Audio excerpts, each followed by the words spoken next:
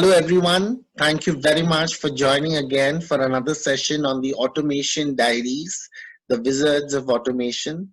We are very fortunate to have today Mr. Asheesh Mehra, who's the co-founder and CEO of Antwerks, the intelligent automation platform provider globally. Welcome, Asheesh. Thank you for having me on your show there. Appreciate it. Let me start, Asheesh, by congratulating you on a very successful winning of the award, Cody Awards, for being the best digitization and the transformation platform at a global level. Thank you so much. Great. So, Asheesh, let me start by asking you about the Antwerks platform. The platform is very well known as one platform with endless possibilities. So, I'm sure the viewers would love to know about all the different capabilities and the emerging technology solutions that it can provide. Uday, great question.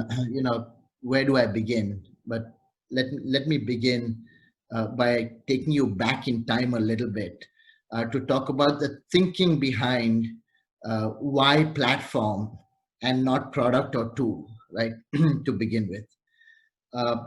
As you know, that the background that I come from is the business process background. Right, I've spent 2.5 decades in the back office across countries, across verticals, delivering processes across languages to my customers. And when the whole automation wave began, or should I say Gen 1 RPA wave began, where the human workforce was being looked at and how could augmentation take place, how could further cost cutting take place, further efficiencies be brought to the business process world or to the back office or to shared services organizations, RPA was born, right? But really, if you go back in time, an Excel macro existed in the back office, right? And that's what we all used 10, 15, 20 years ago. But it was packaged differently, a reporting layer was put in, it was made to look a lot more sexy, and RPA was born, which was great for the industry at that point in time. When the world was not looking at automating end-to-end business processes, but they were looking at quick wins on automating tasks and not processes, which is where RPA played a phenomenal role and delivered to the world. Right? But coming from the back office, one thing which was glaring at me was data, right? And we all know when you're in the back office, if your input is incorrect, your output is going to be incorrect. Garbage in, garbage out, right? Or if there was inaccurate data that came in to that BPO agent or to your shared services agent, your output was going to have an exception. It was going to go through as an inaccurate transaction, right? So data became a very important component, and data has always been a very important component in all our lives, whether you're automating or whether you're not automating. And what I saw there was that everybody was so focused on the data transport and really not getting the right sets of data, getting clean data, getting curated data to begin that journey of even data transport, let alone automation. So, I took you back in time a little bit just to set the stage and the foundation, but that's where we came from. And when we said we were going to, my co-founder and me, Govind Sandhu, and me said we were going to build a company, we said we have to solve the data challenge. And if you really look in the back office, you have 4 broad data types: structured, unstructured, inferred, and image data. And for a business process, not task, process to be automated, you needed to be able to ingest all 4 data types. And there wasn't a single tool available on planet Earth that could ingest and give you clean data and curated data that could deal with all data types and multi-format, right? Multiple formats came through. So we set out to build a platform where we said, we have to be able to address the data challenge. We have to be able to address the data transport challenge. And then this can't be dumb. It has to be intelligent. So there has to be machine learning, or you want to call it AI, whatever term we want to use, that is embedded in both these pieces of technology, right? And pieced together. So when an enterprise or a business head or the COO of an organization wants to begin an automation journey, he or she has all the tools available. All they have to do is put on switches to enable that capability, right? That's if they wanted to do true automation and not just do task automation, right? So that was the thinking, and that's how Einstein came into being, where we said there's data ingestion at the front end, there's data transport, there's machine learning, embedded across both. It's all built in together, where you're able to deal with all kinds of data, you're able to ingest all kinds of data, and the single focus for us, because that's what a business owner wants, and that's what is nirvana for a business owner, is how could we deliver a straight through process? Insightful. And that's where Einstein was born. Great. Thank you for that, Asheesh. Very insightful. Asheesh, and what's happening at the global level? Today there is so much happening post-COVID. There are organizations in Asia Pacific that really sort of want to digitally transform themselves, small, medium-sized, large corporations. Europe is looking at it very seriously, and so are a number of corporations in Americas. You have been talking to almost all the CEOs and the CEOs of different organizations. Please tell us, with regards to intelligent automation and emerging technologies, what's trending and what are the clients asking for? Well, it's all over the place. I'll give you my view, but I'm sure you talk to 5 people, you'll get 5 different views. Just post-COVID, I think the entire world, I know that the entire world has gone into a bit of a spin.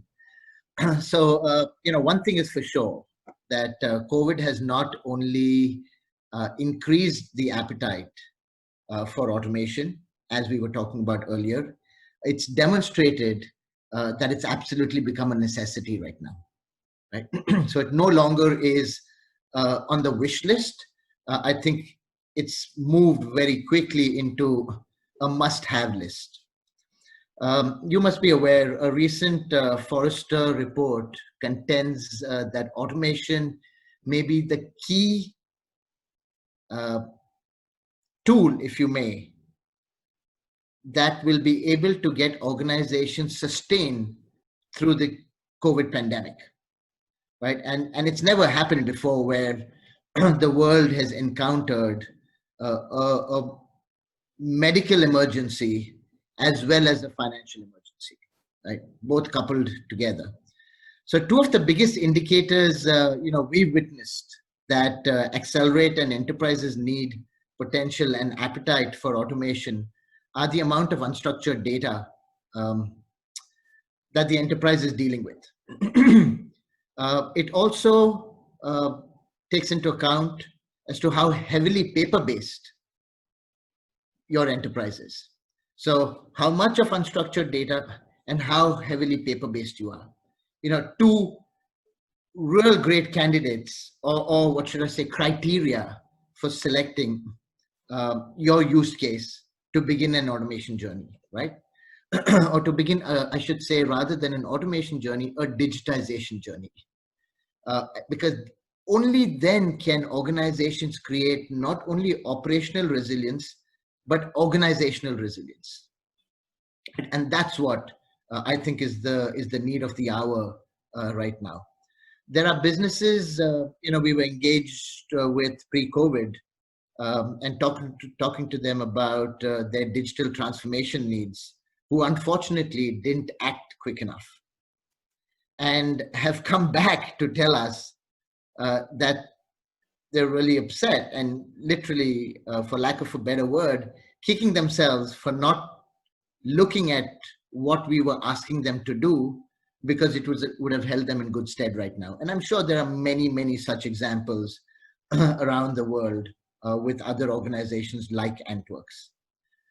So let's take, for example, what happened with mortgages in the US.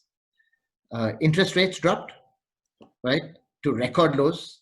We all know that, with unemployment rates going up to its highest ever in many, many decades.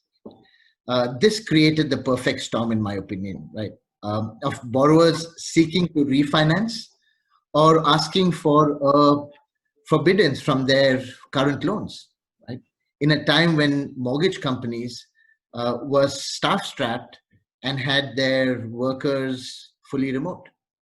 Just one quick example there of the challenges industries faced, right? Yet the mortgage industry, which is heavily paper-based, right, has so many repeatable processes that are ripe for automation. But most mortgage processing firms are late adopters. Surprisingly so, but late adopters. You wouldn't think so when it comes to automation technology, right? If they had acted on advice that they had received from their consultants, from their partners, from their own business leaders, totally different scenario getting through the COVID pandemic. And we talk about the COVID pandemic like it's over. I think we're bang in the middle and thick of it, right? Rather than having to outsource work, right? Turn away business, right? Again, I'm talking about the mortgage space, or solely rely on human labor. Mortgage companies can and should take increasing advantage of technology to expand capacity. And this applies to every industry that is labor heavy, that is paper intensive. We're also seeing more and more enterprises viewing automation technologies not just as a way to drive efficiency and cut costs, but also on how to, as I talked about earlier, reduce operational and organization risk and have an impact on the top line, not only the bottom line. And that's becoming a need now, because organizations, investors have changed their mindset to what is your path to profitability, not what is your path to grabbing market share, right? Post COVID. And lastly, I would like to say, bottom line is manual processing work, right, which exists in every enterprise, small, medium, or large, right, needs to look at whether digitization, whether automation, whether transformation, and transformation is an overly abused word, but I'm using it here just to give various examples of what they need to do to ensure that they can tide through, I would say, the next 6 to 24 months of uncertainty. No one knows what's coming. In my view, there's a COVID 2.0 starting to emerge, right? Where countries have got it under control. They thought they were fine. They opened up the countries, and a whole new wave of cases came up. And now they're again going back into withdrawing from opening up countries. And we've seen that across Europe. We're seeing that across the United States. We're seeing that across India to a certain extent. We're seeing not too much of that in Asia, purely because of the mask culture being okay in Asia. But I fear for every enterprise out there that if they're not already embarking on a journey of automation or digitization, they should very quickly, because the next 6 to 24 months are going to be challenging times for all of us around the world, um, whether the southern hemisphere or the northern hemisphere. Right. Thank you, Ashish, for that guidance. You're sitting right at the hub of Asia Pacific, the gateway. You've been talking to a number of South Asian corporations as well as Indian companies. They want to embark on automation. What would be your guidance to them if they yet haven't? What is the total cost of ownership? Is it a very expensive proposition? Or is there enough realization of the benefits within the first year of implementing automation? The simple steps, right, in terms of what needs to get done by organization like yours to make it happen for them. So there are a lot of questions in that one question, but very, very pertinent questions out there.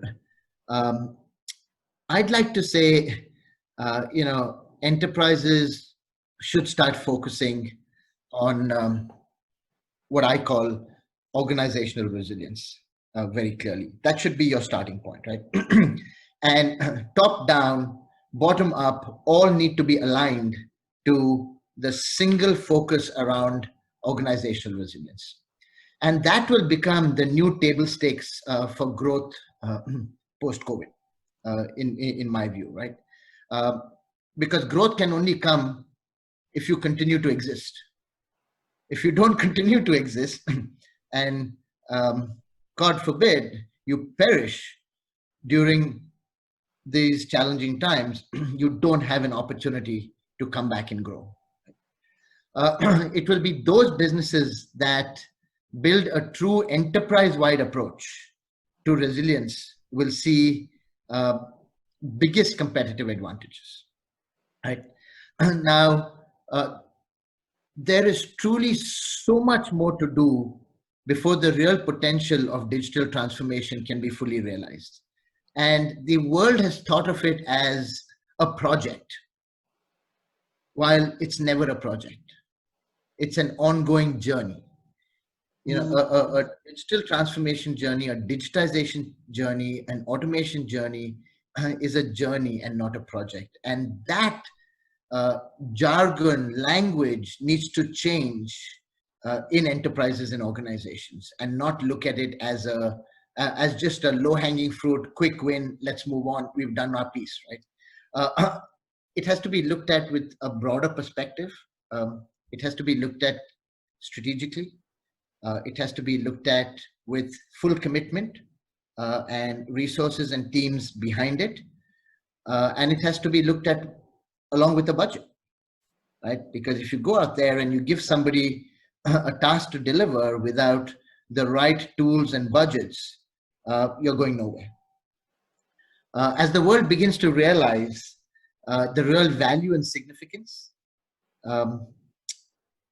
previously people thought of it as it's cool to do, but as I said, it's become a necessity now. So I would advise organizations to, one, commit to it wholeheartedly, two, draw out a roadmap for yourselves, right? And I'm breaking these down into very simple steps now. That will be very helpful, yes. Right. So commit to it wholeheartedly, draw out a roadmap, make sure you put teams of resources together that are supported with budgets. You don't have to run very fast, right? Be cognizant of the fact that data transport is not going to give you your business case. An outcome delivered without human intervention is going to deliver your business case. So pick your use cases that you begin with carefully and smartly. I would say then make sure there is the right governance on both sides, you as a customer, as well as your partner or the organization that's providing you the product and the services. And make sure that you are setting yourself realistic targets and realistic goals rather than trying to be over ambitious and getting to a point where you say we didn't succeed, right? As the industry has always said, fail fast, learn fast, and rebuild faster. So I would say commit to it. We have seen organizations that have dipped their toes in it, not committed to it wholeheartedly, and haven't seen the results. Make sure that you are not taking for granted your data, because I'll tell you what, that can either make your business case, break your business case, that can keep your job or make you lose your job, or that can make your organization move into an organizational resilience mode rather than continue to stumble, hustle to try and keep up to your commitments to your customers. Great. So, sure-footed approach, slow and steady, right? Don't rush into anything very quickly, but at the same time, don't sit and overthink it, because before you know it, you as an organization may perish. So jump onto the bandwagon quickly. Right. Ashish, those were very simple steps, but excellent guidance for a number of our viewers who want to embark onto automation. But that's a perfect segue to my next question. Number of companies, they have a lot of euphoria around embracing automation. And after about 4 to 6 bots, somewhere it just hits a roadblock. They don't see the return on the investment. All of whatever is in the business case ends up becoming funny money. The corporation says that we're just sort of investing in this when this is supposed to be reducing our overall costs. So what would be your guidance in implementing?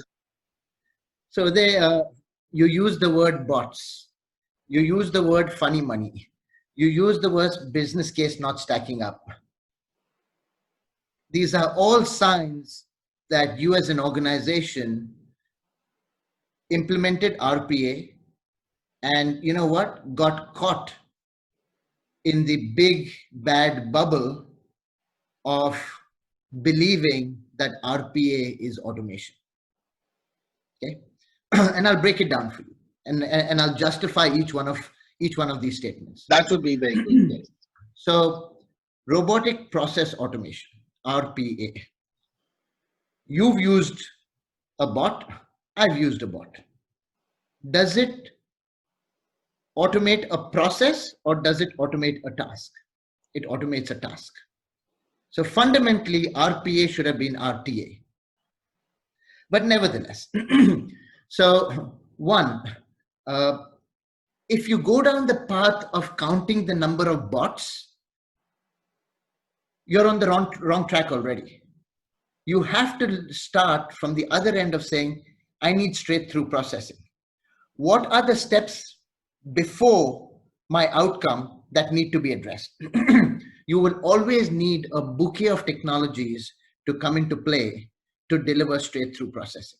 That's true automation. If I want an invoice paid, I need to ingest data. I need to look at my purchase order.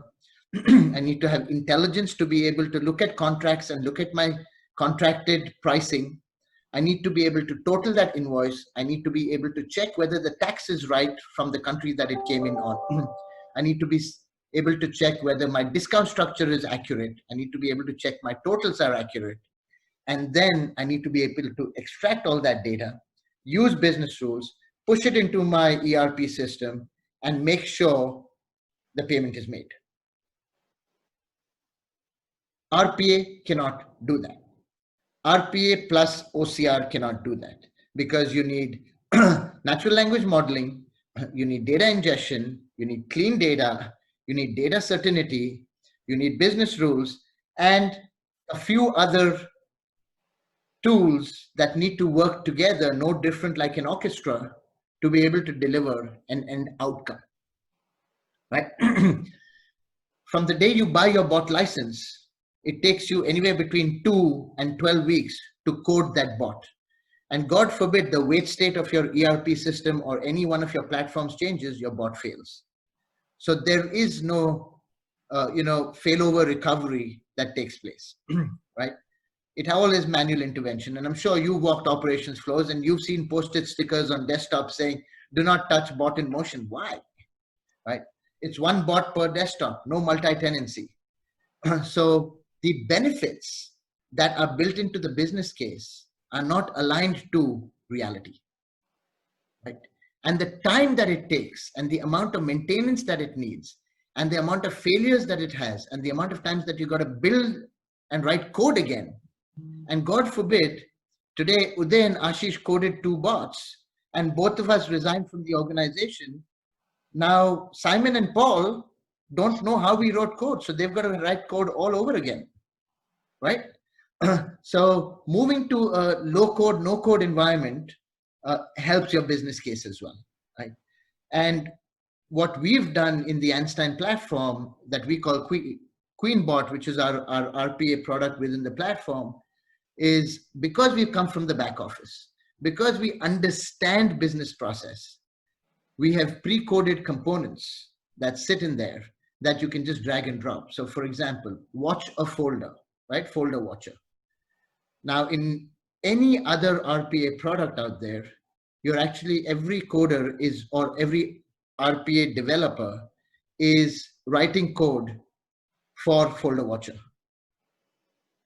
So now you're creating a cottage industry of code at the back end. And to your point, this was supposed to save effort and cost, but it's actually building effort and cost for me. That's because you're creating a cottage industry of code at the back end, right? So in my view, again, going back to pick your process right, build your business case realistically and don't get carried away by trying to deliver 50, 60, 70%. Choose the right technology tool set that can deliver an end-to-end automation journey for you, where you are not having 5 different technology sets, 5 different servers, 5 different contracts, 5 different skill sets, and creating connectors for them to talk to each other. Because when something goes wrong, there is no single throat to either hug or choke. Great.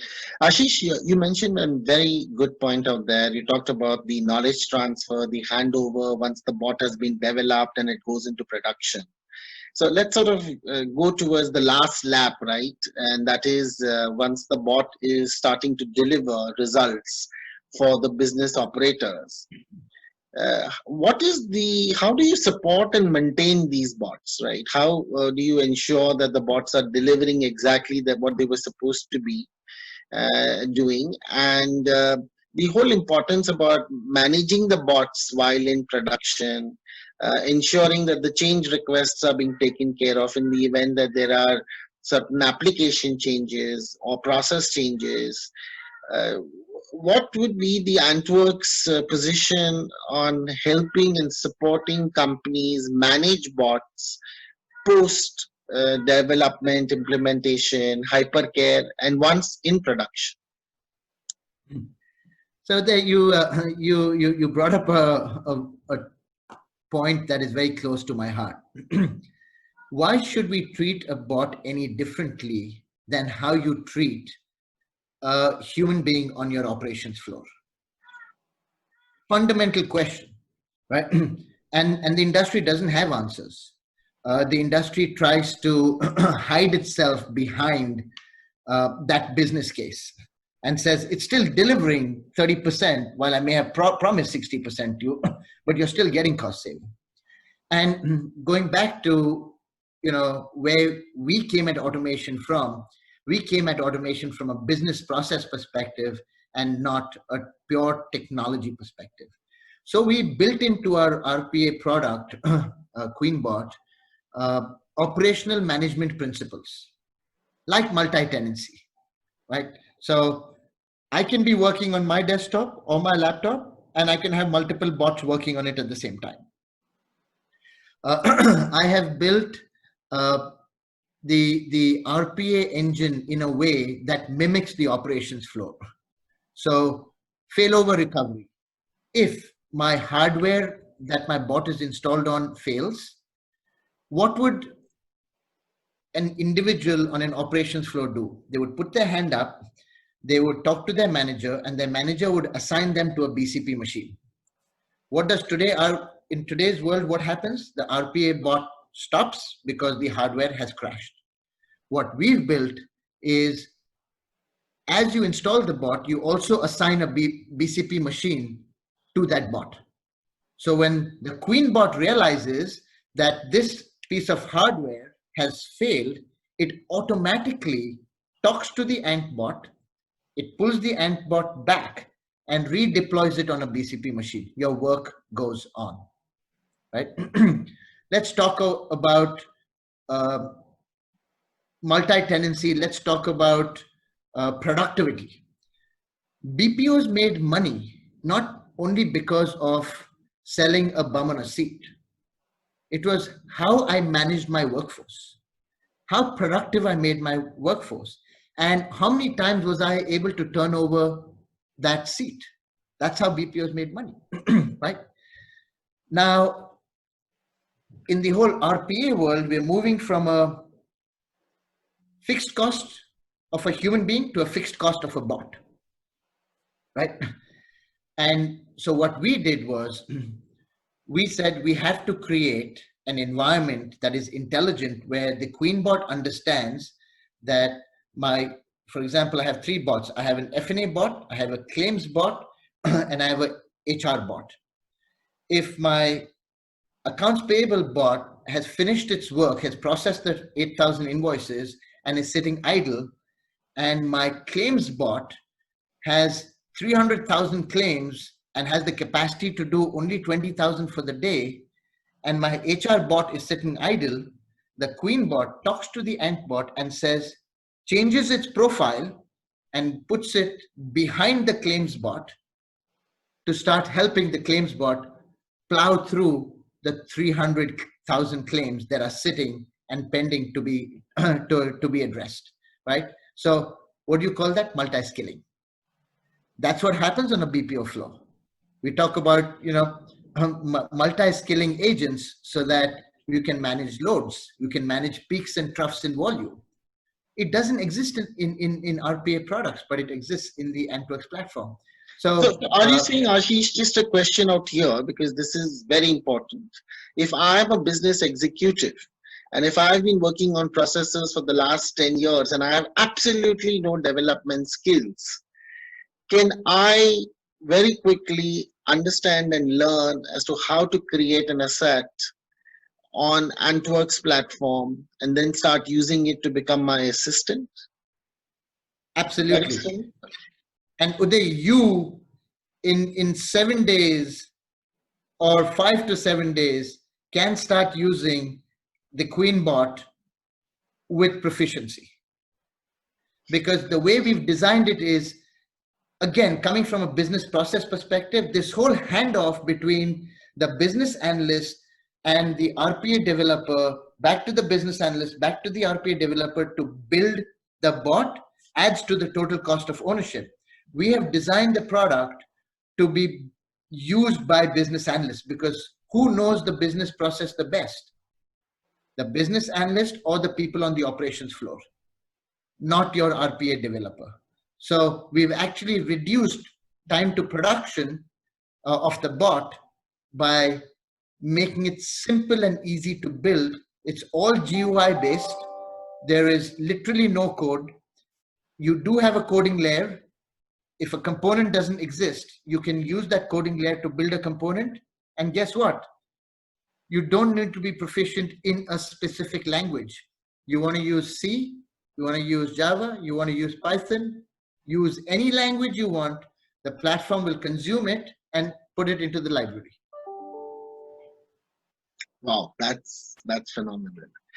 So Asheesh, my question on cloud solutions, right? Everybody's talking about RPA as a service, from monolithic services to microservices, maybe build containers for security purposes. So I really want to hear about the Antworks platform and its transition to moving to the cloud. So, Uday, from day zero, we've been on-prem and cloud-enabled, right? A very large percentage of financial services customers have wanted it on-prem, are slowly starting to be comfortable to use it in the cloud. But probably we haven't done a great job of telling the world, but we've been available on the cloud from day zero. And as we work with customers, we are now starting to carve out from the existing Einstein Square platform, carve out what I'd like to call micro products that solve specific solutions, right? Or specific challenges. For example, email classification. It is a very big problem globally, right? There are billions of emails that need to be classified on a daily basis, which is being done manually. We've, out of our cognitive machine reading data ingestion product, we have created a email classifier point solution that all it does is it opens your email, it reads your email, it classifies your email into the right bucket, right? And it does it in milliseconds. Now, you could also look at the same product with a few more switches on. It can completely take over your email customer service. It can open that email, it can read that email, it can download the attachment, it can extract data from the attachment, it can comprehend what is required to be done by the instructions in the email, it can go into your claims management system, it can then take decisions on whether your claim is approved or not approved and send an email back to you in a matter of seconds saying, Uday, thank you so much for your email. Policy number 732445, claim number 1454 is approved, right? So, and all of this is on the cloud. I don't think there's going to be a one size fits all answer for CIOs out there, right? It depends on regulation, industry, geography, compliance laws, risk department. There are so many different variables that come into play that I think each one is going to be a unique solution that you need to look at solving for that individual corporation. Thank you. I'm always intrigued, Asheesh, by how you came about with the name Antwerks and Queen Bottom. So, Uday, I've been fascinated by ants from a very young age, and when you look at the characteristics of ants, they can lift 50 times their own body weight. They're extremely disciplined. They function as teams. They're very, very focused. Ants are extremely resilient, being the smallest creatures out there, right? They can build structures millions of times their own body size. So when you look at all these characteristics, it was a no-brainer for me when I embarked on my entrepreneurial journey to call the company Antwerks, because these are the characteristics that I wanted the colony to have. And that's what we've built over the last 5 years. Great, great. And an ant can kill the elephant, Asheesh. So certainly, I didn't say it, you did. Asheesh, one question that is very important for this session is your focus on India, the roadmap for India to make it the development center, the hub for all your operations globally. So they, notwithstanding, where I was born or brought up or my nationality, India is a very, very important marketplace for us. And we have had tremendous success in India over the last 2 years. Just to share with you, we're in the top 10 banks in India, right? All of them use the platform. We have our development centers out of Mumbai, Chennai, and Bangalore. We've just pre-COVID, we got caught up with COVID, but pre-COVID, we expanded our Bangalore location and went out and got ourselves pretty large capacity to enhance development capability. That said, will it always all be focused only on India? The answer is no, because I have to diversify from a BCP perspective and a risk perspective, right? But from a marketplace perspective, from a solutions perspective, from a focus perspective, India sits right up there for us from a focus perspective. Uh, as I said, we've had a phenomenal close to our last financial year with India coming out pretty high on top, challenging countries like Europe and the United States from a revenue perspective.